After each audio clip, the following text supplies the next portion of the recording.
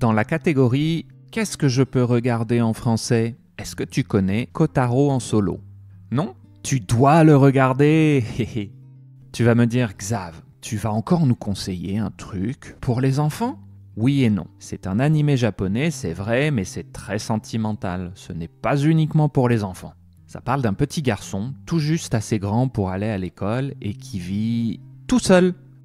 Oui, pas de parents, rien. Tu imagines bien qu'il est très mature pour son âge. Il a son petit appartement, ses habitudes, il fait ses courses, il va à l'école, etc.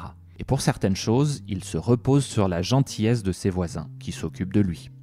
Donc l'histoire tourne autour de la maturité du jeune garçon, mais aussi de sa relation avec ses voisins, qui prennent soin de lui si nécessaire. C'est très attendrissant, parfois un peu triste. D'ailleurs, c'est ce que j'aime dans certaines réalisations japonaises. Je trouve qu'ils n'ont pas peur de montrer des choses tristes de la vie, alors qu'en France, on a peut-être une certaine timidité vis-à-vis de ça. Bien sûr, il y a beaucoup de films français qui traitent de sujets tristes, mais je crois que l'approche est différente. Un film français le sera dans cette catégorie, alors que dans une série comme Kotaro, ce n'est qu'une facette de l'histoire, une touche de complexité supplémentaire, dans un plus grand sujet. Bon, ce n'est que mon opinion.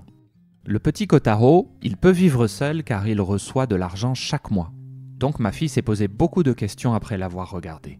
Récemment, j'ai pris une assurance qui permet ce genre de choses, juste au cas où. Cet animé m'a permis d'en parler avec elle, ce que je vois comme un gros plus. Si tu veux des détails, je t'en parle dans la vidéo qui s'affiche à la fin. En attendant, dis-moi ce que tu penses de Kotaro. Allez, à plus.